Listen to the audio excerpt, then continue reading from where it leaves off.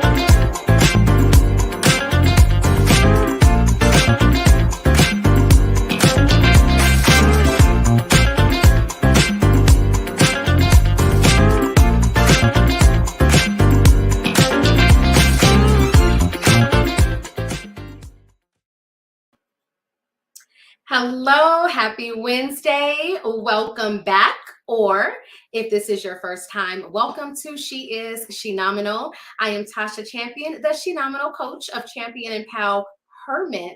Always teaching you to love the champion you are. It's Wednesday. I'm excited to be back with you all. And if you know me, if you follow me on Facebook, then most of you know that my account was severely hacked.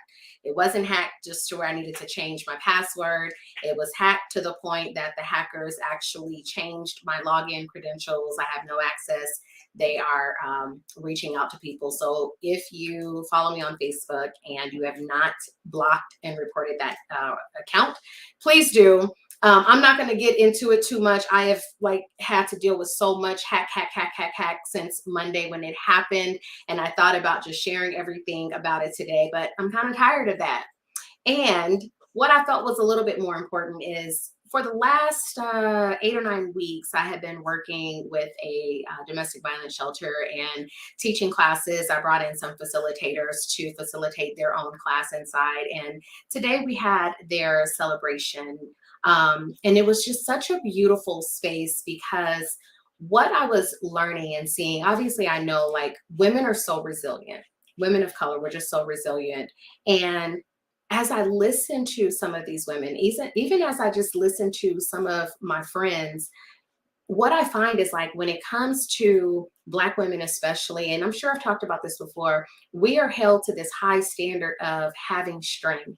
We're held to this standard of go, do. And we start to accept things in our lives that really have no place, whether it's unhealthy relationships or unhealthy friendships, unhealthy jobs, all this stuff. And because we're taught just to put ourselves on the back burner, we don't really take care of what we need to do for ourselves. And just to hear these women today talk about the workshops that they've been in for the past few weeks and what they learned, I just want to encourage you guys that if you are going through something and something is weighing heavy on you, find a support group, find really good friends where you can be vulnerable and just relax and share what you're dealing with and allow people to love on you. Because one thing was in common across the board, and that was none of these women were allowing themselves to be supported. And I'm sure many of you know what that's like. You feel like you have to be independent. You feel like if you are supported, it's going to affect your independence, and it doesn't. So make sure that you are being supported. Make sure you're taking care of yourself. Make sure you are investing in you in some kind of way. If you lead a really busy life, I encourage you, just take 10 minutes of undisturbed time just for yourself. That is my tip for you guys today. Instead of talking about hack, I want to make sure you guys are taking care of yourself. Okay. Now, as always, what am I going to tell you to do? I'm going to tell you to smash your boobs. That is what I tell everybody as much as I can. It is so important for you as women to please make sure you are getting your mammograms. Once again, a lot of people missed it over these past 2 years because of the pandemic. It is time for you to make your appointment to get those boobs smashed. And I know I hear a lot of people say, oh my God, that's gonna hurt. It's gonna hurt. Listen, that smash will save your life. And it's really quick. It's not like this long, painful thing. And if you're just really afraid, then ask your doctor to for you to get an ultrasound instead of the smash. Just get an ultrasound. They can do the same thing. Because here's the thing, if something is found on your mammogram, they're going to send you to an ultrasound anyway. So maybe you just start there. Whatever the case, call your girlfriends, be breast friends, and make sure you go smash your boobs, and then head on over to the Mammo Challenge and register for the grand prize, which will be announced at the second annual Shenomenal Women's Brunch. We are quickly approaching this day of just amazingness where we are going to awaken your Shenomenal life. Our incredible speakers are going to just really pour into you. We're going to talk about how to awaken life after loss. We're going to talk about what does it mean when you have a less than 1% chance of life or of success when all of the odds are stacked against you. How do you rise? How do you awaken yourself to push and power through? And then my amazing keynote speakers are going to bring it all together, and you are going to leave with your spirit and your bellies filled. So you do not want to miss Saturday, July 9th, 2022 at the Hilton Garden Inn in Fontana, 10543 Sierra Avenue in Fontana, California. 11 to 4 sounds like a long time, but it's going to be so good you're not going to even realize the time has gone by. And yes, while you eat, you do get some delicious mimosas, so you don't want to miss it. It will be absolutely phenomenal, with some phenomenal men that'll be there as well. All right, so I can't wait to see you guys. If we've never met, please make sure you stop and meet me, because I would love to thank you in person for attending. All right. My guest today is going to come up shortly. I'm so excited to talk to Joan Wilson. Today, we're going to talk about the reality of sickle cell. So we're going to take a quick break, but when we come back, we're going to talk about her new book and what it has been like to raise a child who's been diagnosed with sickle cell, what she's learned, what her experience has been, and how she's trying to bring more awareness to an illness that really isn't talked about, but affects the Black community. So we'll be right back right after this break with Joan Wilson.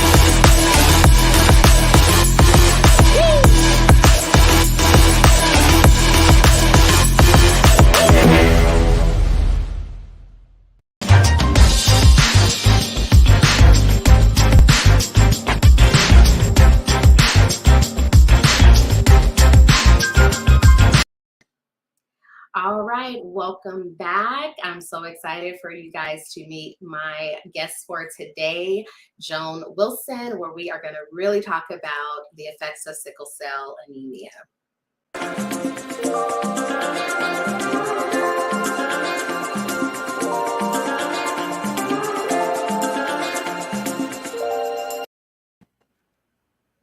Hello, Miss Joan. How are you? I'm good. How are you? I'm wonderful. It's so good to see you. So full disclosure, Joan and I went to high school just a few years ago. Okay. Just a few. Just a few years ago. I said it, and we're going to keep it just like that. Just a few years ago. But I'm really excited to chat with you today and have this conversation, because many people don't realize, they don't understand. Some of them have never even heard of sickle cell anemia, and it is something that affects, in terms of race, it affects Black people. And unless you have someone in your family that has it, it's not really something you hear. We always hear about cancer, diabetes, heart disease, high blood pressure. We hear about all of those things. But when it comes to sickle cell anemia, we don't hear a lot about that. So I'm going to go ahead and have you explain what sickle cell anemia is, and then we'll just dive right into the conversation from there. Okay. Sickle cell anemia is a disease, a disorder that attacks the red blood cells in your body, to whereas when you have sickle cell, it causes severe pain. And the way I learned to best describe it, everybody may have a different way, but if you get a cramp, it's, I would say, about an undescribable amount times that worse. Ooh. So just imagine if you have a cramp, that pain is so much worse, to the point where I've literally seen my daughter. So I've seen it, even being in the hospital with her, I've seen people to where you're stuck in this position. And it's an, like I said, an undescribable pain that's more severe than a cramp. Wow. That's a lot. And so you're saying your daughter was diagnosed, which we all know, anytime we hear children being diagnosed with anything, it's heart-wrenching, because one, it's your child. Two, when it's children, they don't express themselves as much. And when they're too young to express themselves, you're like, oh my God, what do they need? What do I need to do? How old was your daughter when she was diagnosed with sickle cell? She was actually 10 months old. And the only way I found out was because she had a form of pneumonia, which was called the Haemophilus influenza virus. And they told me if you would have waited 2 more days, she would have passed away. And I'm like, what? Is it that serious? And they said, yes, she also has sickle cell anemia. And I somewhat knew what it was because I have friends who've had it, well, family friends who've had it. So I knew a little bit about it. But, you know, we were, she used to go to Children's Hospital Los Angeles, and they were really good. And they explained everything to me, what needed to be done, everything. And, you know, I said, okay, do what you need to do. And from that point on, it went from there. And definitely, as having a young child with sickle cell, it is difficult to see what they want and what they need when she just would burst out crying. And it's like, what's wrong? And she couldn't move. She couldn't tell me. And of course, it was a pain crisis. Wow. My heart is with you right now, even though, like, I know that your daughter is an adult, but just me being a mom, seeing my child like in pain from just either being sick or having, you know, fallen and still be sore, like, that's so temporary. And for you, this was chronic. Like, I knew a couple of days they'll be better, but for you, Right. You knew that, okay, in a couple of days, like, it might ease out, but then when is the next episode going to happen? So how did you begin to prepare yourself for the inevitable, yet not knowing when it was going to happen? It's with sickle cell, I would say it was a day-to-day thing. You never know when an episode is gonna, you know, happen, which is gonna have a crisis per se. Illnesses, common colds, common flus is worse for her. So you have to be extremely careful, you know, to make sure she doesn't get sick, because it can get worse. And we went on with our everyday life. And you know, we just took it day by day, and we still made our plans, still took our vacations and everything.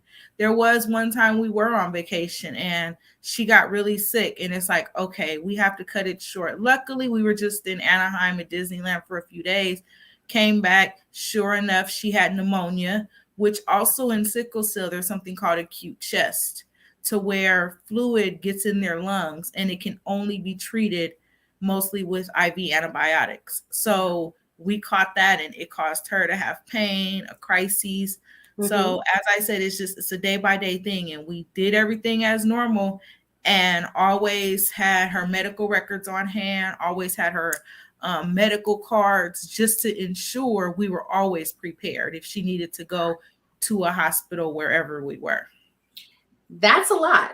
I won't lie, that's a lot. Just because for most moms out there, whatever their child has been through, you just kind of lock it in your brain. So if something happens, they're like, oh, are they on any medications? Yeah, they have Tylenol, or they might have taken an ibuprofen earlier that day.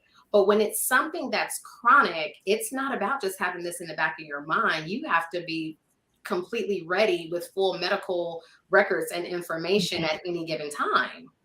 Right. That is a lot. So how did you as a mom, because most people know, like, I'm really huge on self-care. You have this baby who has these different crises and episodes. How did you take care of yourself during this time? Or better yet, how long did it take you to realize that you had to take care of yourself in between some of this?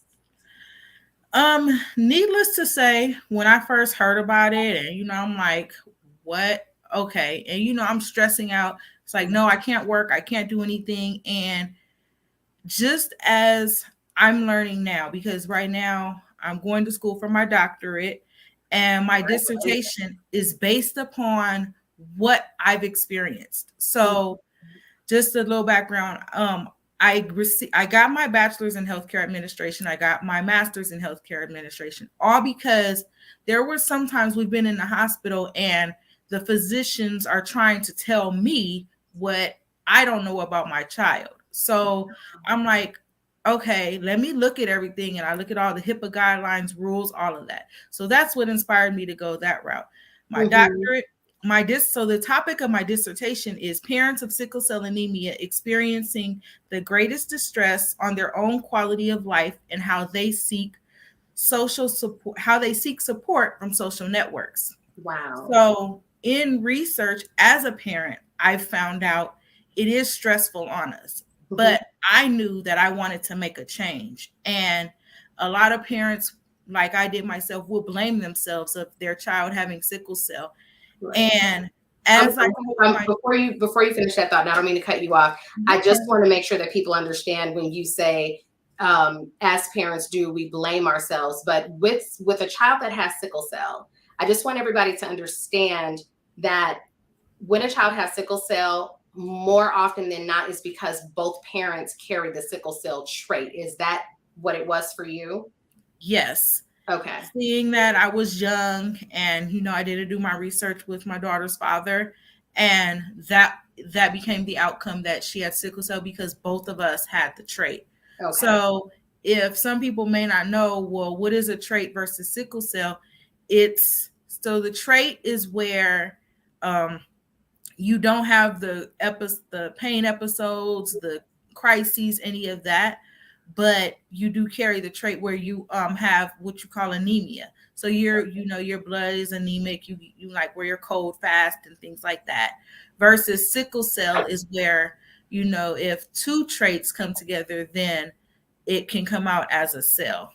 Okay. And it's just the chances of it. Whereas, for example, I have another daughter and I have a son, and I carry a trait, but neither of their fathers had a trait, and therefore they did not get sickle cell, and they were lucky enough to not even get the trait. So they're, very lucky with that. Okay. All right. I just wanted to make sure that was understood. Like when you say I carry guilt, like helping people understand where some of that guilt can come from. So, okay, back to the dissertation and why you chose it. How will your dissertation support other parents that are going through the same thing? It will help support other parents because I chose this topic seeing that this is something I went through. Like, where can I get help? Who can help me? Who can I reach out to? And it's having a child with sickle cell, yes, is very stressful and hard on the parent's life. And it's one thing that a physician or the medical team does not tell you is the emotional side of having sickle cell or having a child with sickle cell. And Right. everything started, of course, I wrote this book. I came up with the idea 13 years ago, where my daughter is now 23. But in her teenage years, when she was in high school, it was like, why do I have this? What is this? Why is this pain? You know, she wanted to blame me and everything. And it's like, okay, I don't have the answers for this. And it was really an emotional strain and stressful. And I said, you know what? Instead of stressing on this, I'm going to find ways to help other parents that are going through the same thing as me. And that's where the topic of my dissertation came from. There are social support groups out there, but sometimes it's better hearing things from a parent's perspective versus someone else. And I mean, I'm pretty sure there's many people out there that are going through the same thing as me. And sometimes they don't know how to handle it, or some people don't handle and can't handle stress very well. Right. And That, I'm sorry, go ahead. So that's where I'm still in the research, you know, still doing research of my on my dissertation. Okay. And in the end, I do plan to have it as a published document, as well as aside from my book, though my book, Why Me Mommie. Go ahead and hold. Yeah, I was going to say, go ahead and hold the book. So this one, tell us about that book. Okay, so a brief little about the book. So Kayla, a 6-year-old little girl living with sickle cell anemia, learns how to live her everyday life and is curious to know why she was born with sickle cell anemia. Kayla loves her family and the holidays. Read on to see why Kayla is excited for Thanksgiving to come to be with her family. So as I think I might have said earlier, we don't give up because she has sickle cell. We are big on family, big on events. And I do know some families do not have that support of sickle cell. Right.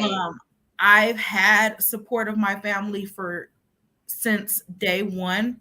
My number one supporter, who's not here anymore, was my grandmother. If I couldn't be there for my daughter, she was there every hospital stay. My late husband that was there, well, he passed now, but if I couldn't be there, he was there. So if somebody was always with my daughter between us three, while the other person held down our household. Okay. So I've had that support. My book, it is based on a true story. Kayla is my daughter. I changed her name. Her real name is Leia. Right. This is book one. It's not going to stop there. There's two more books that come with this one that will be out. Let's talk about this one for a second, because you said she's a 6-year-old girl who's trying to understand why she has this, and she learns to live with it. So what are some of the things that you help to normalize for her in life that for other kids it's just their everyday life, but for her there was a preparation to normalize certain things? How did you allow her to be a kid? Like, what was that like growing up, so that things didn't seem like I'm always the only sick one, or I'm always sick? How did you normalize things so she could feel like a kid? Honestly, it was a little difficult, because it was kind of a thing of, oh, she's fragile, I can't let her do this and do that. But when I actually thought about it, I'm like, no, she's no different from the others. So I would let her live her life, play with the other children. A scene in this book, she's at the park and she's listening to her mom about what sickle cell is and how she got it. And then it's like, okay. And she goes on to play with her friends, a unique way of how I explained it in the book. And I did teach my daughter this in reality. So when you have sickle cell, you have your red blood cells, which are whole like circles or C shapes. So I explained it as C shapes and donuts. Okay. But it's more drawn in the book as a half moon. So I would explain to her when she has a pain crisis in the book, and she asks mommy, So the doctor's name is Dr. Terry. Is Dr. Terry going to make my red blood cells like donuts again? And the answer is yes. So that was the way I explained it to her as a 6-year-old, for her to understand more the difference between her red blood cells versus the normal red blood cells. Listen, you explained it like that to a 6-year-old, but I'm sure that there are adults that are watching that like you just explained it to them. So that's a really, really good thing. Now, well, I wanted to ask, when you're dealing with a 6-year-old, what is the treatment like for her? It depends. As everything, it depends on the individual as a person. For her treatment was, we would go to the hospital. She, of course, one thing would be IV fluids. Then there's different levels of pain medicines. She's had blood transfusions, because in sickle cell, what happens is when you have a pain crisis, your hemoglobin, which is a part of your red blood cells, it drops. And the reason for that is because the cells, which should be circular or donuts as per se, they could easily pass through your body. But when it becomes sickled and it's like a C or a half moon, it can block. So that causes the hemoglobin to drop. So a treatment would be a blood transfusion. There's been cases where throughout my daughter's life, from 10 months up until 23, she's had a total of 6, what you call exchange blood transfusions, where they insert what's like a catheter. It's an IV needle, but it's way thicker. And in that, they take out her blood while giving her new blood from donors. And that's one of the biggest things of sickle cell. Like, sickle cell needs donors all the time. And that's something that, is really critical in sickle cell, to receive blood. Right. And I have family, 2 cousins in particular, that have dealt with this all of their life. At times it became, nearly life or death for them, and which I'm going to talk to them in September for Sickle Cell Awareness Month, which I'll definitely invite you and your daughter back, because we have to understand that, number one, this exists. Again, it's not something that's talked about. We hear cancer, but this is something that affects the Black community. So, Joan, talk a little bit about cancer versus sickle cell. And no, I'm not pinning them against each other. I just want everybody to understand that, yes, cancer exists and sickle cell exists, but cancer is always on a wider scale. It's always talked about, and sickle cell is not, but we do need to be aware of it. So talk a little bit about cancer versus sickle cell. Okay. When you talk about cancer versus sickle cell, it should kind of be like this, because they're both they both attack your blood. However, cancer is the white blood cells, sickle cell is the red. But when you think of the two together, it's kind of like cancer is here and sickle cell is here. And you hear everything about cancer, and sickle cell is somewhat unheard or unseen. It's minimized. However, cancer can attack your immune system and it can kill you, as well as sickle cell. But sickle cell seems to be more than cancer, because sickle cell is somewhat of a silent killer. And with cancer, you go through the radiations and the chemos, and there's a treatment for cancer. There's a cure for cancer. However, sickle cell, it's not that easy. And with sickle cell, you have those severe pain episodes that are uncontrollable, and something happens with cancer, it could be taken care of like that. Whereas sickle cell, for the pain levels to come down, or even anything that has triggered it, it can take hours, even to days. So sickle cell, like I said, is just something that is, kind of not really spoken about. Right. Whereas cancer, everyone is big platform. on cancer. Yes, cancer is on a platform. Sickle cell leads to a lot more than what you would think it is. For example, a sickle cell patient can suddenly out of nowhere have a stroke versus a cancer patient. That's something that doesn't happen. So it's just a constant watching of a person with sickle cell. Okay, so speaking of that, because now your daughter is an adult, Yes. Is she able to live on her own? Is she able to,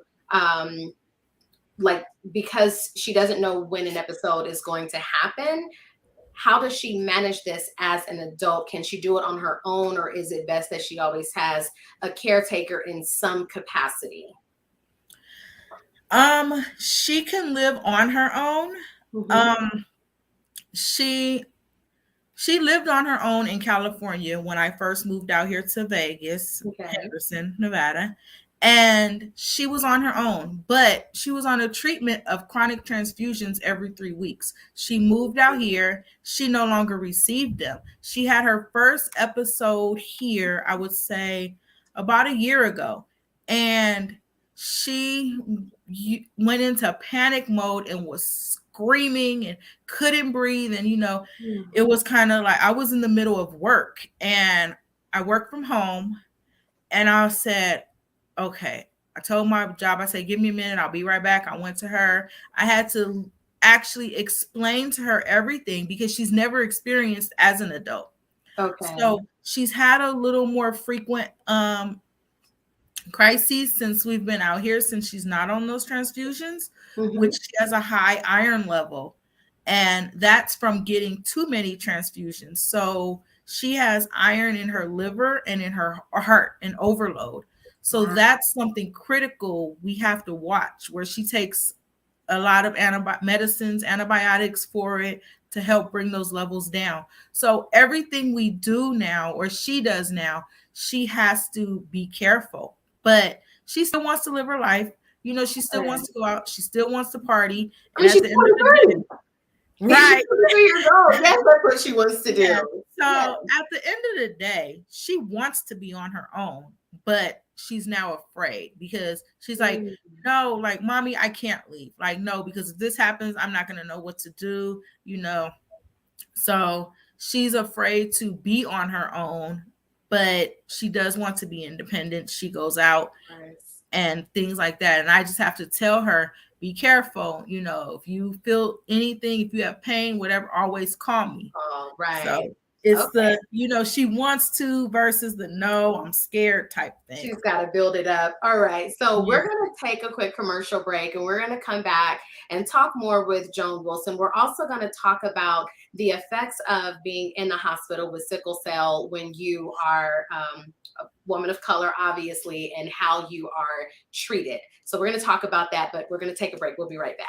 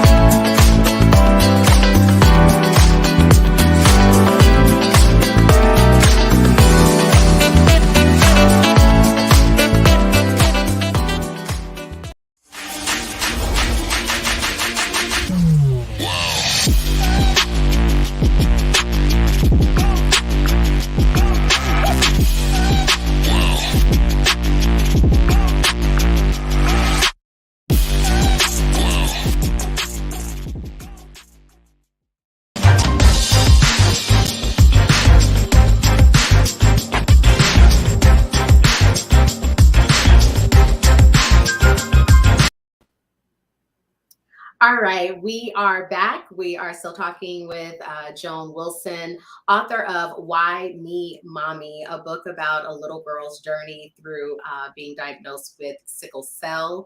And she will tell you guys how you can get a copy of that book a little bit later. But what I wanted to jump into and talk about is the effects of being a Black woman with a child that has sickle cell, and the different things that we already experience in the medical industry where we are not believed, where, you know, they consider our pain level not as much because we're supposed to be able to tolerate so much pain. But what was it like for you? I know you said earlier you've had doctors try to tell you what your daughter had when you already knew, and you knew the different medications, you knew what should happen, but a doctor's trying to tell you something different. But what has that experience been like? And now that Kalea is an adult, are there any fears about her being in a hospital as a young Black woman? Talk about that. I do have fears. And when she first went in as an adult, she was clueless. And doctors, nurses were like, well, asking her questions. And she says, well, I don't know. I have to ask my mom. And they're like, well, you're an adult, so we need to speak to you. We can't speak to mom. And she's trying to explain to them that she doesn't have the answers to these questions. Mm-hmm. For example, she was 16, still lived in, we were in California, and she went into the hospital. And this is one of those times where I knew what was wrong and the doctors were trying to tell me. And they literally, she was in ICU, but before we got to ICU, I was trying to tell them she may have some type of pneumonia. Something's going on because her oxygen levels dropped severely. Mm-hmm. And I called my husband on the phone and I said, you need to get here right away. Something is wrong with Kalea. I don't know what's going on. Her oxygen, they have her at 10. And that was like the highest that room air, you know, the room oxygen can go to. The minute he walked in the room, all they said was, you got to get out now. What is going on with my child? And as a parent, you know, I'm like, no, I'm not leaving. What's going on? And the whole medical team, I'm not racist, nothing like that, but the whole medical team was Caucasian. Mm-hmm. And, you know, as an African-American parent, or per se, he was the step parent, parents, when something's not right, you know, the attitude changes. So I'm trying to figure out what's going on. They're like, you have to go out. So somebody came out finally, and, you know, I'm angry, I'm shaking. What is wrong? And all of a sudden, they're like, bring in those, I cannot think of the name right now, the paddle things to bring her back to life. Oh, the defibrillator. There we go. Yes. Yeah. And the nurse explained to me, we lost her. And I was just stuck. Like, I've never fainted, nothing, but I like was going to fall to the ground, and my husband caught me, and I'm just like, and they're like, okay, we're good. We got her. We need to get her to ICU right away. And she had so much fluid in her chest that they had to insert a chest tube. And everyone I'm sure knows what a 2-liter bottle of soda is. They pumped out 4 of those of fluid. And now she's in ICU. The medical team meets outside every day. So they're trying to tell me, we don't know what's wrong with her. Oh, we don't know what's wrong. I said, my daughter has an iron overload. It may have affected her lungs, her heart, or some type of internal organs. No, it's not that. We're doing tests. We're doing everything. Can you listen to me? Can you? Right. So I'm so frustrated. 2 days later, we've now been in the hospital over a month. The head of hematology comes in, who's her doctor's boss, and he says, Mom, Dad, I'm going to do an MRI of her heart and an MRI of her liver. Okay. He says, I know exactly what you have been telling them all this time. Yeah. He says, I know exactly what's wrong. Okay. So she had an iron overload in her heart. So she retained so much fluid because all this iron was blocking everything from going through her blood as it should. Mm-hmm. So where that comes in as an adult, she came out here. She's still seeing a pediatric doctor because the cutoff age is 24, Right. but she's not ready to release my daughter yet because my daughter still has not a special needs, but she still processes her sickle cell as a child. As a So child. we've been in the hospital, and out here in Nevada, the care is worse than it is in California. California, we went to Children's Hospital Los Angeles for years, and it took this doctor to literally cuss out this team of telling them what was wrong and what to do. And I've seen her hematologists out here do it on numerous occasions just because the doctors are just, they don't have the knowledge of sickle cell. So how do you prepare her? Like, how do you begin to prepare your daughter for this adult life, for moving into being with an adult doctor, to understanding how to explain things, but also to make sure that her demands are met as a Black woman being in the hospital? How do you begin to prepare her for that? I've tried to prepare her. I would say she's prepared. Mm-hmm. She's ready for the transition, but her thing is just afraid of being in the hospital because what they do here is they put you she goes to one specific hospital, which is where her doctor goes. And all of the sickle cell doctors go to 3 hospitals out here from my knowledge. Okay. And she's, like I said, she's prepared, but she feels like they don't listen to her or hear her. She's trying to tell them what to do, how to do, and they don't want to listen. And so that's where her fear is. And then that's me as a mom. She says, well, can you talk to my mom? Ask my mom, she'll tell you. And that's where I have to step in. Right. So that's my question is, how do you begin to prepare her? Because if she's already feeling like she's not being vocal enough, and of course, if she starts yelling, if she starts crying, it's the Black woman is emotional. It's all the things that they think already. How do you support your daughter in building up the voice to make sure that her needs are met for her medical care in the hospital? Because if you can't always be there, how do you support her in preparing for that? Right. I let her know I'm always here. Anytime, whether it's 2, 3 in the morning, if you feel mistreated, call me. While at the same time, I tell her you have to be stern. You have to tell them what's wrong with you versus your body more than they do. Because I told her every time you go in the hospital, there's a possibility you will get a different attending doctor all the time.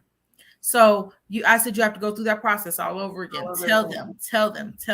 I said, if they don't hear you or you feel they're doing wrong and you can't get it across, I said, tell them or you do it. We have the hematologist number. That's one thing they're good at. I say, call the hematologist. Like, they have it now to where she's gotten stern with them. So they know, because she tells them now, as well as I've told them, and it's in her records, do not do anything. Do not give any new meds. Do not give any blood transfusions, nothing without contacting the hematologist. So I just encourage her to be stern and, make them know that she knows what's going on. As they say, the customer's always right. I told her, I said, you're right. You're always right because you know what's going on versus them. Right. And the thing is what sometimes these doctors don't want to understand in poor bedside manner is, while you might have only dealt with a sickle cell patient today, she's been dealing with this for 23 years. Correct. So there's a big difference in what you may think right now and what I know, because this is my body, it's my experience. So I applaud her. Continue, Mom, really helping her develop the power of her voice and speaking up for herself, especially in the medical field. It's so important for Black women. Now, I want to shift gears a little bit because you have a child who had a chronic illness, and then you also had 2 younger children.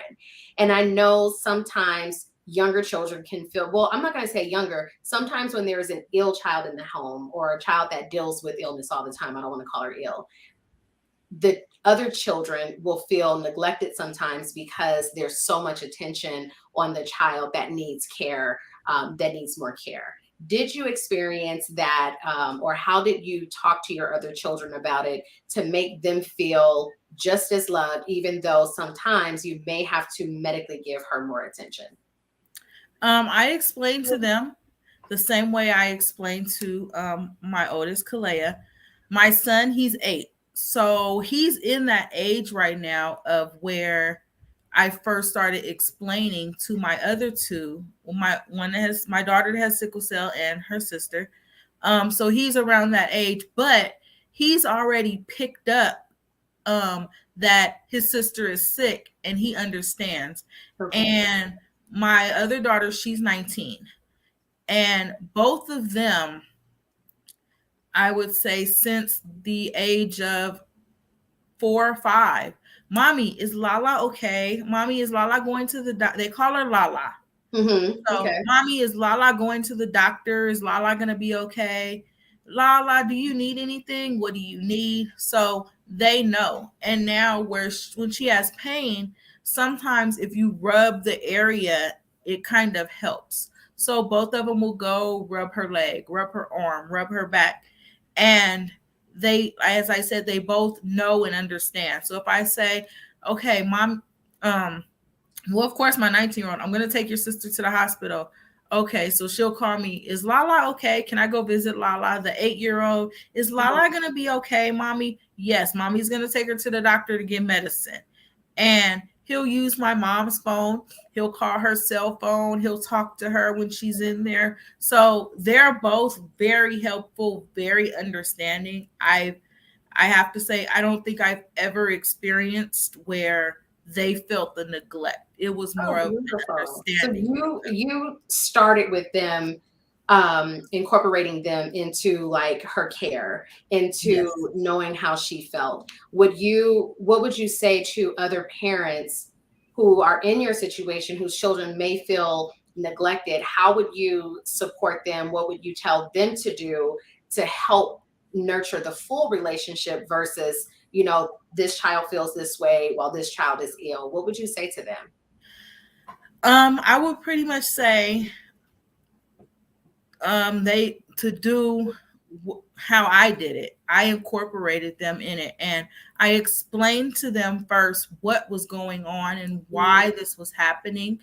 But from a child's perspective, as is in my book, then I say, okay, go check on your sister. Go ask her if she needs anything. Can you help Mommy get this for your sister? Can you help? So it's more of a let them be involved versus more of a, no, your sister's not feeling good. Move, let me handle this. Right. So okay. Let them be involved and be helpful and explain to them what's going on. Then that definitely helps. Yeah, that's beautiful. Now, you're so well versed in this topic, in explaining things, and I really have enjoyed this conversation. Have you considered starting a parent support group to kind of lead and help and support and direct them on how they can handle raising a child that has sickle cell? Yes, that is something I am looking into. First and foremost, I, of course, wrote my book, got that out there. So I do want to start a support group. There are support groups out there, and I haven't done all of my research as to what they do and per se, how they operate, but that is a number one goal of mine, to be able to be a support to parents. I would consider myself as a life coach for other parents of sickle cell anemia children.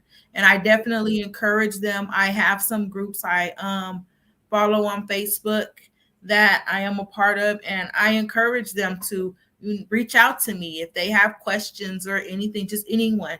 Even if you don't have a child with sickle cell, but you know someone, definitely, I encourage people to reach out. Beautiful. It's a passion to me to be able to share my story and let them know, I'm a lived experience. I've been through what you've been through, and share how they can better their quality of Your life. experience, yeah. So speaking of getting in contact with you, number one, I definitely want you to hold your book up again, Why Me Mommie, and tell everyone, number one, where they can get the book from, and then how they can best reach out to you or connect with you. Why Me Mommie, you can get it at Amazon.com. Why Me, I think it's back. Why Me Mommie. Make sure you put in the IE, because if you do the Y, it comes up other options. But it is available on Amazon, and this is the hardcover. There's also a paperback cover. You could reach out to me on Facebook, Joan M. Wilson. You could reach out to me on Instagram, Writers. That's WRITERS _LOVE 2K22. Okay. You could email me, writerslove2015@gmail.com. Those are all of my ways of contact to reach out. Beautiful. This has been a very eye-opening conversation. As I stated earlier, I have cousins that have sickle cell, and just growing up, I would always just hear they're in the hospital, they're in the hospital. And of course, as a child, I didn't quite understand what all of that meant. And even as an adult, I knew that they had it, I knew what it was, but just hearing you explain it has just been very eye-opening. And I appreciate you having the courage to share your story, to share your daughter's story and journey, but to also write a book that's going to help so many other parents and children understand what they have. I can just see many little kids, saying like, are they going to make them into a donut? And, just being able to feel supported from your book. So thank you so much, Joan, for coming on and sharing and educating us. That's the word I should use. Thank you for coming to educate us on sickle cell anemia. Thank you so much for being here. You're welcome. And thank you for having me. Absolutely. All right. We're just about at the end of the show. We're going to take a quick break. And when I come back, I'm going to spotlight the Shenomenal graduates for this week. We'll be right back.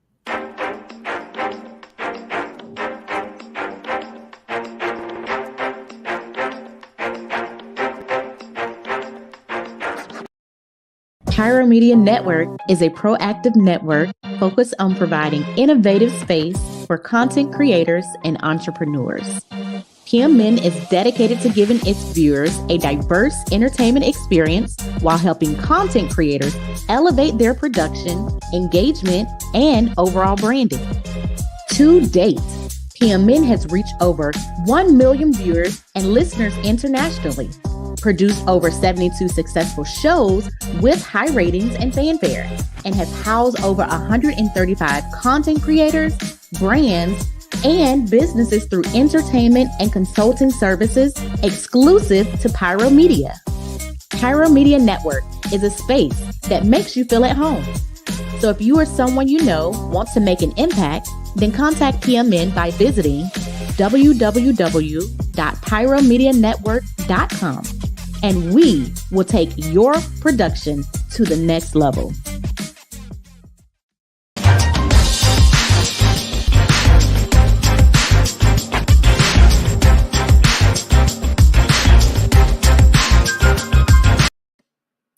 All right, that was such an educational conversation. I hope you guys all learned something about sickle cell. I will have her back as well as her daughter and a couple of others in September for sickle cell awareness.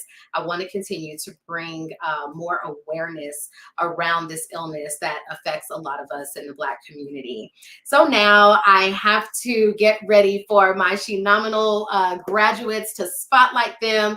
As you know, I am spotlighting graduates every Wednesday this month. So if there is a Shenomenal graduate, I don't care if it's kinder all the way through universities that are graduating, make sure you send me an email, tasha@shenomenal.com, and let me know so that I can shout her out. So for this week, I have 3 incredible graduates that I want to spotlight for their amazingness.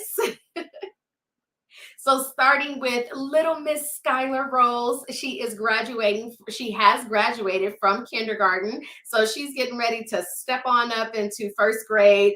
And I can assure you with Skylar, they're going to end up calling her Miss Skylar while she is in class. She is such an incredible young Shenomenal girl. That's what I will say. Second, we have Miss Amaya, who is graduating from Crozier Middle School. She's on her way to high school. Y'all know that is like a big thing. When you leave middle school, you're the top dog, and then you get to high school, and now you're the young one there. But congratulations, Amaya. You're going to have a fantastic 4 years.